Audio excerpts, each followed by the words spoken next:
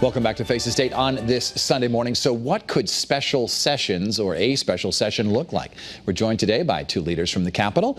The Senate President, Martin Looney, he is a Democrat, and the House Minority Leader, Themis Klarides, a Republican. Thanks so much for being with us here today. Good to be with you. Senator, I'll begin with you because there is some criticism by some voters who are saying, like, why couldn't they get this done during the regular session? Well, it's part of our process that we go through a committee structure.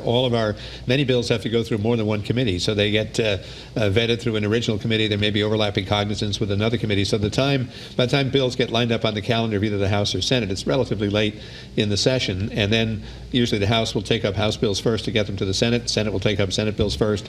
So there's usually a crunch in the last several days of trying to take up bills that have come from the other chamber. Your fellow Republican, Heather Summers, was in the program last week, and she said, yeah, we should be able to fit it all in during a special session. Do you agree with that? Of course we should. I mean, there are certainly times when special session is necessary if different issues came up. I know a couple of years ago we had to fix the hospital tax deal in the bipartisan budget, but this is just ridiculous this year. We've had 5 months. The Senator's right, we do have a process, but that process, no question, can have been worked through by the first week of June. The reality is we're going to do things because things could not get done in the amount of time we're supposed to do them. It was irresponsible to not get it done. And you know, in one way, we're doing the bond bill and the school construction bill. That's going to be quickly done in a way, but the governors are going to call us into special session to try and get tolls done. And the reason why tolls have not passed is because the people of the state do not want them. They've told their elected officials, we do not want them. There are other ways to do this.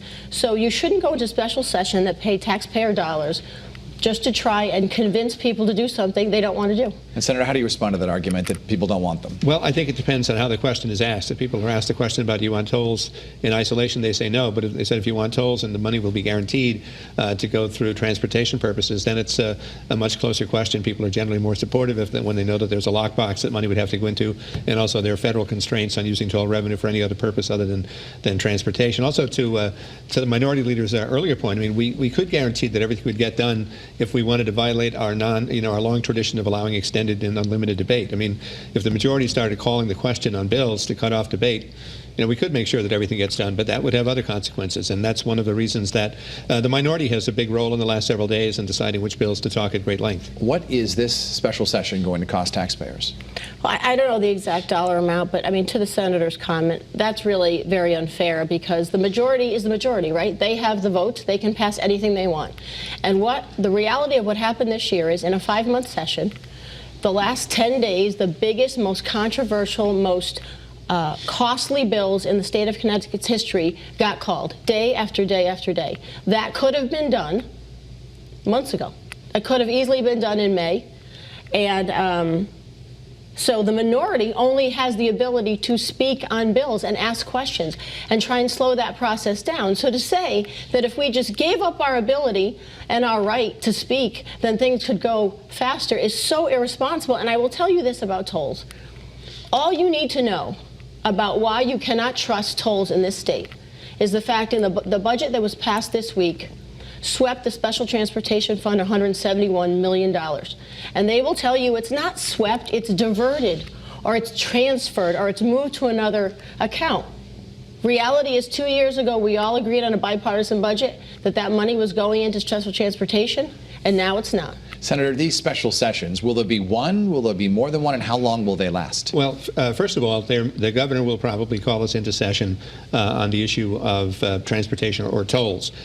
We have called ourselves in for a special session to deal with the Bond Act and the school construction bill. But, to the minority leader's point, we did pass the most important bill of the session, that is the budget, on time. No special session on the budget. And regarding transportation, we have actually putting more and more sales tax revenue into the Special Transportation Fund over recent years, putting 0.5% of the property tax in there, and also more funds. So there has been actually a general fund subsidy of transportation. One of our problems is that our main driver for revenue for the Special Transportation Fund, the gasoline tax, projects to be flat in the future because part of it is a good reason. People are buying more efficient cars, electric cars, and hybrid cars, and that is not going to be an adequate source of revenue for transportation needs in the future unless we were to really spike up the gas tax by 50 cents or more. You are the majority. Do you have the votes in your caucus to pass tolls?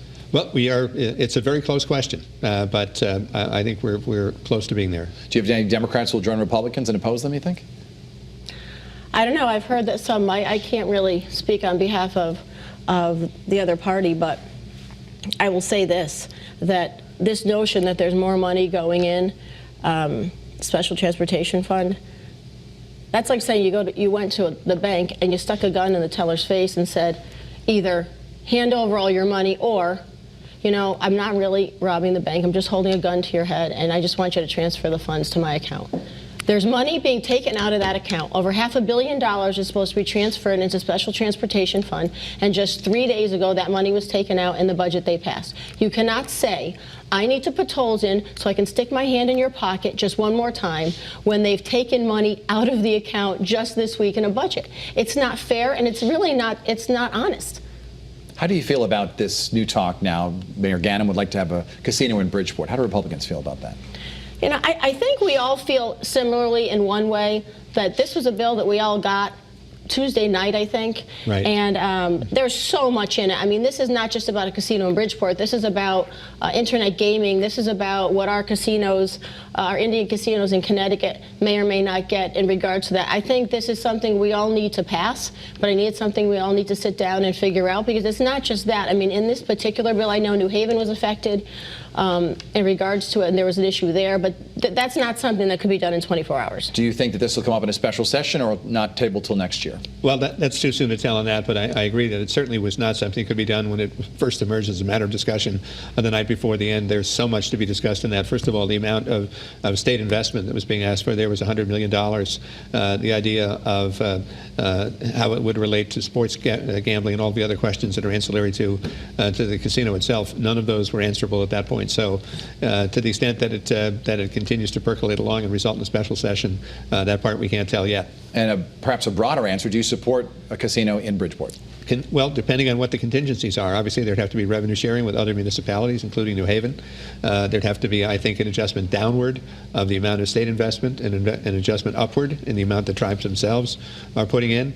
There are a lot of questions there. So it's a possibility. Do you support it? Or? I mean, I agree with the Senator in regards to that. I mean, this could look a million different ways, and we have to see how all the pieces fit together.